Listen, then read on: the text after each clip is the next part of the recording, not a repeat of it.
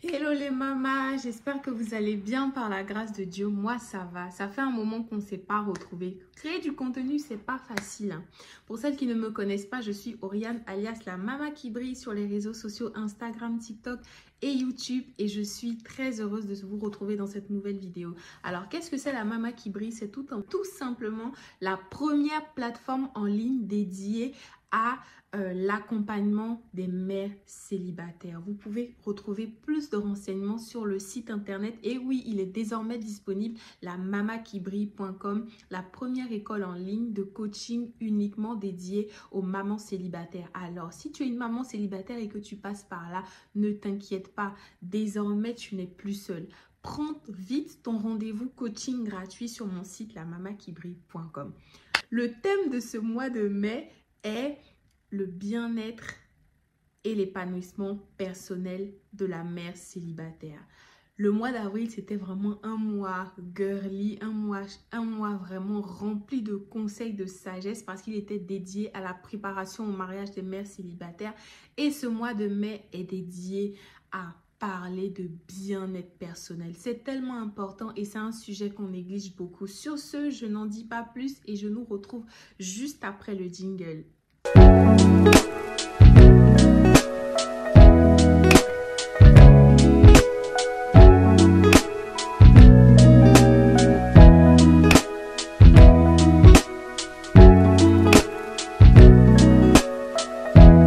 Étant chrétienne, je vais me fier aux trois principaux domaines qui forment l'être humain, à savoir l'âme, le corps et l'esprit. Donc bien-être physique, bien-être spirituel et bien-être mental, émotionnel ou encore psychologique, tout ce qui touche à l'âme. Pourquoi parler de ça? Parce que vous n'êtes pas sans ignorer ce terme de charge mentale.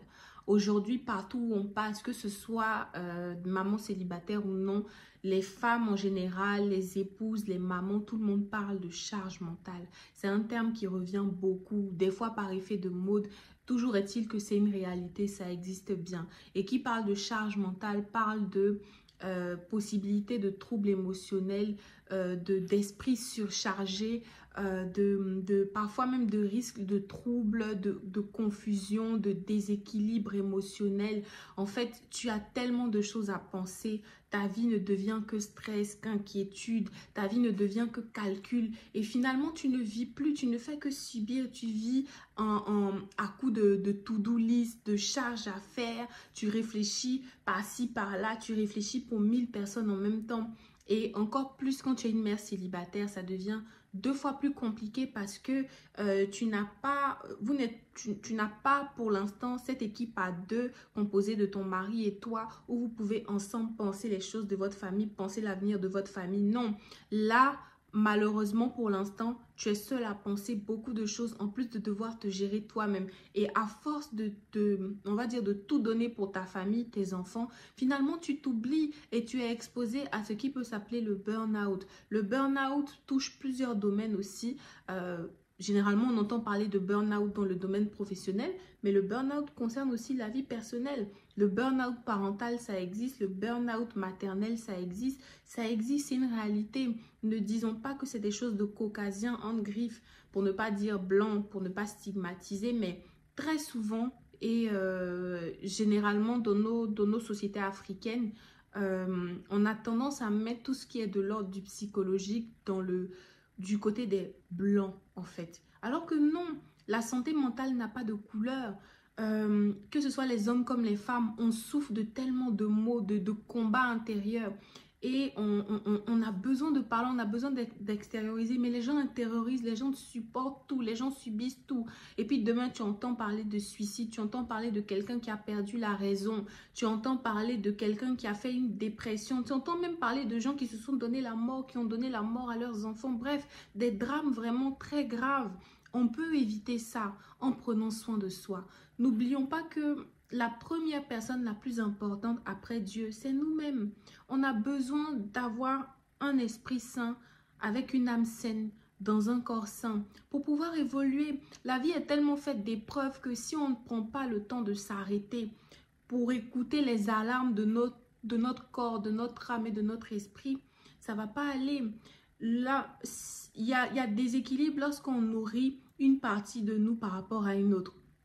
Spirituellement, tu seras vide si tu te concentres seulement sur les aspects physiques et émotionnels. Émotionnellement, tu seras vide si tu te concentres seulement sur les aspects spirituels et physiques, etc. En fait, le bon équilibre, c'est de trouver sa paix en fait et son épanouissement, d'atteindre son épanouissement dans ces 3 domaines qui composent notre vie. Sinon, on n'est pas à l'aise. Pour ma part, pendant longtemps, je faisais de la dépression. Je ne savais même pas ce que c'était la dépression. Parce que, voilà, moi, j'ai grandi en Afrique, dans mon pays, la Côte d'Ivoire. Et les choses psychologiques, ce n'est pas des choses dont on parle beaucoup. Ou alors, si tu veux essayer d'aller te confier peut-être à tes parents, ils vont pas te comprendre. Généralement, c'était à nos amis dont on parlait parce que des fois, on pouvait se comprendre quand on était ado. On traversait peut-être les mêmes phases de la vie, les mêmes émotions. Mais quand tu allais dire aux parents, puisque faut pas leur en vouloir, puisqu'ils ont reçu une certaine éducation à la dure, ils ont été limite des fois même élevés comme des robots. C'est-à-dire, on te fait des choses, tu subis des choses, mais tu n'as pas le droit de te plaindre. Il n'y avait pas vraiment cette part des choses entre l'honneur qu'on doit aux parents et puis le fait de peut-être pouvoir exprimer quand on a mal ou bien peut-être quand ils font des choses qui nous font mal. Bref, c'est tellement délicat ce genre de sujet que malheureusement beaucoup de gens en fait on souffre et après ils deviennent des bombes à retardement. Moi je sais que pendant très longtemps j'ai été une femme blessée. Pendant très longtemps, j'ai traîné des blessures. Pendant très longtemps, j'ai manqué de confiance en moi. Je ne dis pas qu'aujourd'hui, je suis au max de mon estime de moi-même. Mais je connais mon identité. Et c'est cette connaissance de mon identité en Christ, puisqu'elle est solidement attachée sur le roc, qui fait que ce soit le vent qui souffle, les épreuves de la vie, que je puisse entendre par exemple des paroles blessantes, rien ne pourra venir enlever ce que Dieu a dit de moi, ce que Dieu a fait de moi. Donc, en parlant de bien-être émotionnel, il faut déjà resituer les choses dans leur contexte. Il faut savoir faire l'état de son âme, en savoir où on est. Peut-être qu'à un moment donné de ta vie, tu vas sentir que tu deviens un peu trop agressive, un peu trop susceptible face à certains sujets. Ça peut être des alarmes parce que tu sais que d'habitude, tu ne réagis pas comme ça. Ou bien peut-être tu discutes avec des gens, tu te dis, mais pourquoi tu es autant sur la défensive? Mais pourquoi tu réagis comme ça? C'est-à-dire que tu prends au premier degré des choses qui sont par exemple simples. Ça peut être des petites alarmes pour te dire, ah, attention, il y a un problème. Attention, il y a un problème dans mon âme. Attention, il y a certaines choses qui passent mal. Même envers tes enfants. Tu vois, il y a un tout petit truc, tu t'énerves. Des trucs que tu pouvais laisser passer, vraiment des trucs banals, quoi. Toi, tu t'énerves à un point. Ou bien tu vois que le ménage, la saleté commence à s'amonceler chez toi. Et moi, personnellement, soyons honnêtes, hein, ça m'est déjà arrivé. Ça arrive et ça doit être une alarme parce que c'est un signe de dépression. Et oui, il faut regarder sur Internet les signes avant-coureurs de la dépression, du burn-out. En fait, tu es vide. Moi, j'étais devenue comme une moribonde, en fait. C'est-à-dire que physiquement, tu pourrais me voir bien, mais dans ma tête, psychologiquement, j'étais pas là. J'étais partie, perdue dans mes pensées, perdue dans les factures, perdue dans les problèmes du quotidien. J'étais devenue fade. On m'a fait plusieurs fois la remarque, mais Oriane, tu souris pas beaucoup. Mais en fait, je me rends même pas compte. C'est-à-dire, je peux parler avec toi, j'ai l'impression que je souris. Mais en fait, le sourire, là, il est dans mon cœur parce que ça se voit pas. Plusieurs fois, les gens m'ont dit, ah ouais, mais j'ai l'impression que tu me regardes mal. Mais je te regarde pas mal. C'est-à-dire que des fois, tu penses tellement que ça se reflète en fait sur ton apparence et tu t'en rends pas compte. Et tout ça, c'est des signes avant-coureurs qui doivent te dire, ah, attention ma chérie, il y a un truc à régler dans ton âme. C'est tellement important.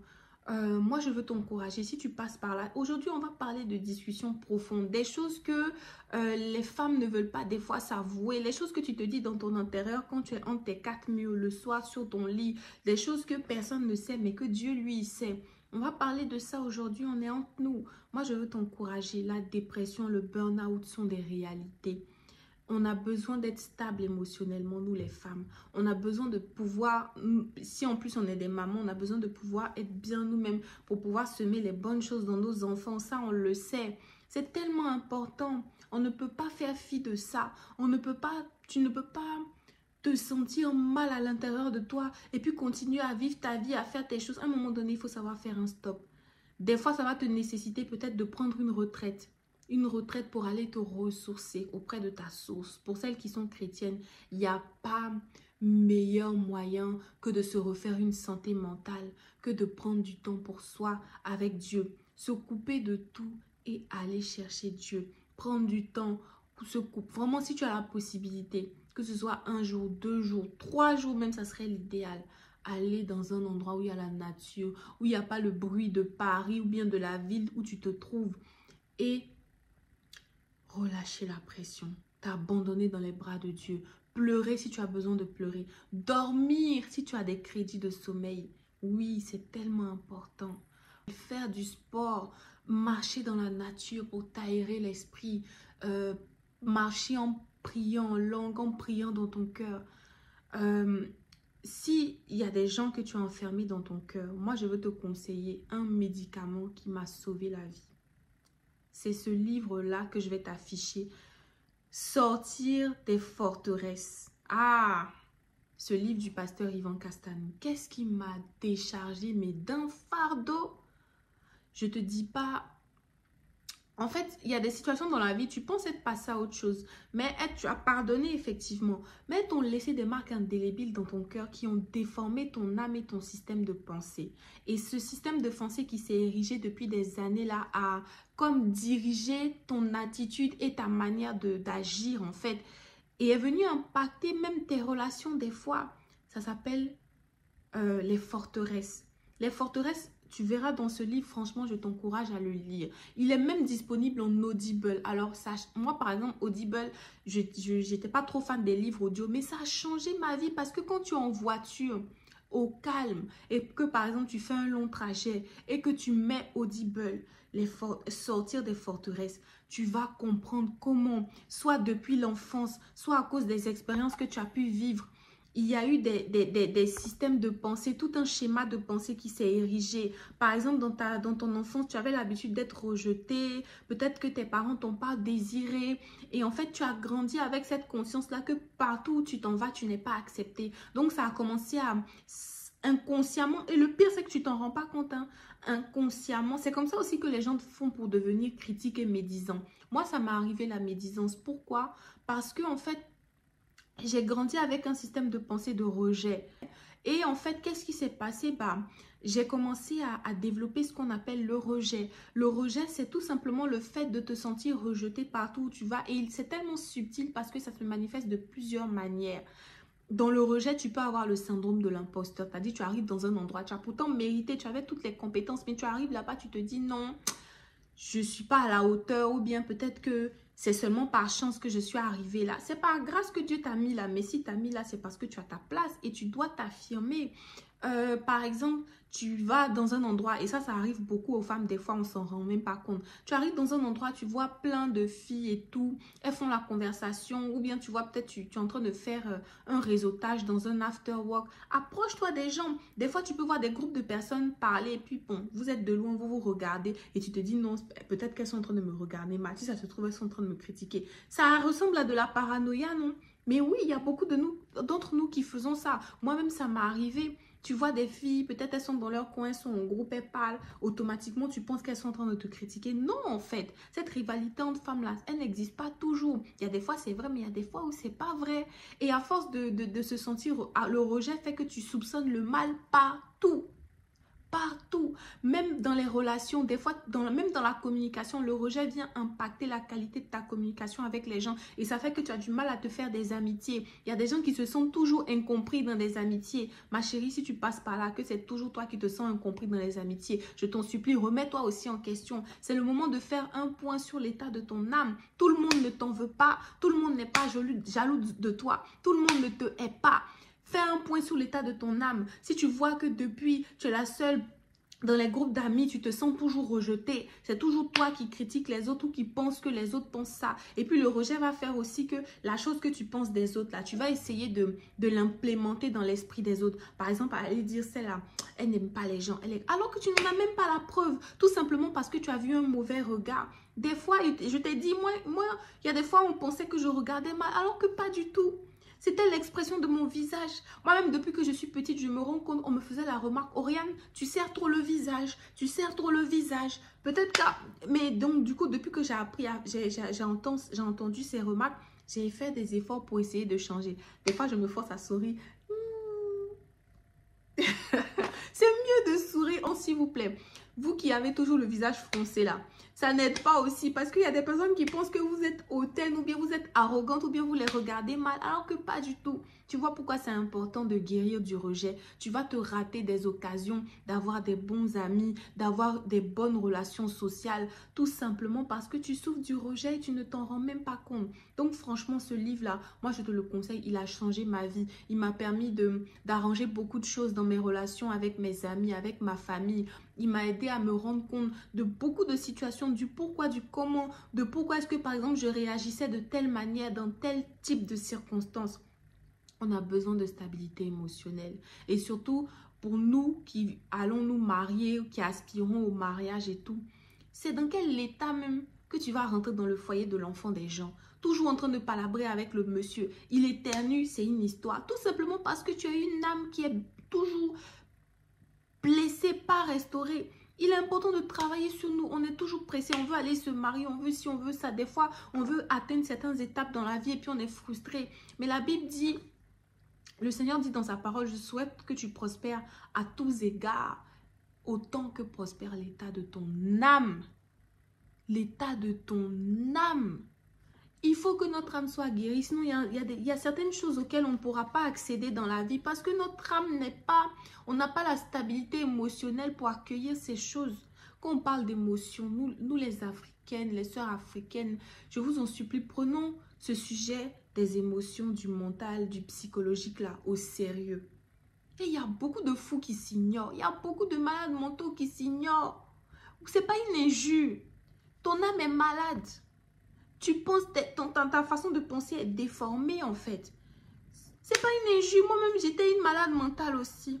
Avec une façon de penser déformée. C'est pourquoi je prie pour que Dieu nous donne cette intelligence intrapersonnelle-là. De prendre du temps, de nous arrêter. Même si tu dois te chronométrer, allez, 15 minutes pour toi dans la soirée quand tu arrives chez toi à la maison. Tu coupes tous les écrans, ton téléphone. Tu te mets à... Tu fermes les yeux, tu entres en toi-même, tu essaies de repenser à ta journée, à tes attitudes du jour, tu essaies de les confronter à la lumière de la parole de Dieu, tu essaies de même d'écrire dans ton journal aujourd'hui ce que tu as fait. Par exemple, le fait d'écrire dans ton journal, si tu as un journal quotidien, ça te permet aussi de mettre le point, de faire les highlights sur les hauts et les bas de ta journée et ça sera pour toi... comment on dit le mot, une sorte de référentiel qui te permettra d'identifier certains comportements répétitifs qui peuvent être nuisibles pour toi et prier par rapport à ça et chercher dans la parole de Dieu ce que Dieu dit par rapport à ça. Tu peux taper sur internet santé de l'âme dans la Bible, tu peux parler émotion dans la Bible. Il y a beaucoup d'émissions aussi qui peuvent t'aider, par exemple EMCI TV, l'émission à table avec Annabelle de EMCI TV. C'est aussi un podcast que tu peux écouter quand tu es en voiture, quand tu es à la maison, quand tu fais le ménage. Il y a des podcasts qui concernent plusieurs sujets relatifs à la vie des femmes, sur tellement de sujets. En fait, on a tout entre les mains pour nous en sortir. Alors aujourd'hui, je veux encourager une femme, une maman, une jeune femme, une jeune maman célibataire à arrêter de s'auto-saboter. Oui, arrête de continuer à marcher avec une âme blessée. Quand tu es malade, tu prends du temps pour te soigner avant de continuer parce que sinon ton corps ne répond plus, donc tu ne peux rien produire de bon. C'est pareil, quand ton âme est malade, tu cours le risque déjà de t'auto-détruire toi-même et de détruire les autres, de faire du mal aux autres. Donc, si tu entends ces paroles, je prie pour que le Seigneur vraiment ouvre ton esprit sur ces réalités et que vraiment tu prennes le temps de prendre soin de toi. Si c'est par une retraite, si c'est par le fait de t'éclipser de temps en temps, de te programmer des petits temps quotidiens de rendez-vous avec toi-même, de prendre en compte aussi les remarques de tes proches, par exemple des choses qui reviennent souvent, tiens-en compte. Observe aussi ton comportement au quotidien avec les enfants. Fais attention aux petits signes avant-coureurs pour évaluer ton âme et voir si tu n'es pas, par exemple, en train de sombrer dans la dépression. Vois ton niveau de, comment dire, de maîtrise de toi-même. Évalue les fruits de l'esprit en toi.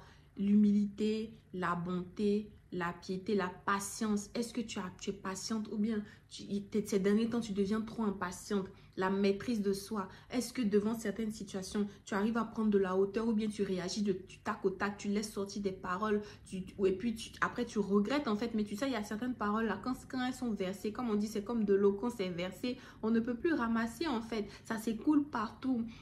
Fais aussi attention, je te dis et je me prêche à moi-même, hein. Fais aussi attention à ton humilité. Est-ce qu'il y a de l'orgueil en toi? Essaie de jauger ces aspects. Par exemple, tu refuses d'accepter les conseils, tu refuses d'accepter les reproches des autorités, de tes aînés, etc.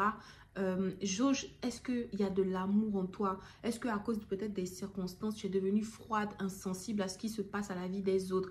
Jauge ton niveau comment dire, de joie. Est-ce que tu as perdu la joie? Avant, tu étais quelqu'un qui riait beaucoup et puis peut-être qu'à cause de toutes les circonstances, le train-train quotidien, tu as perdu cette joie de vivre. Jauge aussi ta paix. Est-ce que tu as un esprit tout le temps stressé ou bien est-ce que tu as un esprit plutôt apaisé? Vois tous ces aspects-là qui sont pour toi des signes, des clés pour te permettre d'évaluer l'état de ton âme et où est-ce que tu en es au niveau de la gestion de tes émotions.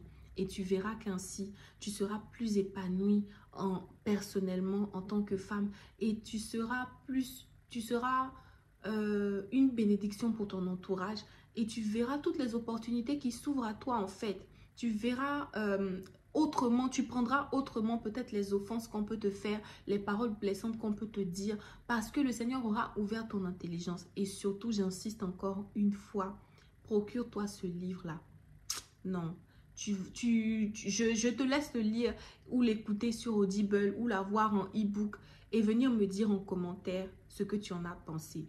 Tellement le livre là m'a béni même. J'ai envie de l'offrir à une maman. Franchement, si tu me suis sur Instagram, sur YouTube, sur TikTok, d'où que tu viennes, que tu regardes cette vidéo, mets en commentaire, je veux le livre. Et puis, on va s'écrire une box. Moi, je vais le commander pour te l'envoyer à ton adresse parce que je pense que c'est un livre que des multitudes devraient lire, tellement qu'il libère la vie des gens. Tellement, comme on dit, mon peuple périt faute de connaissances.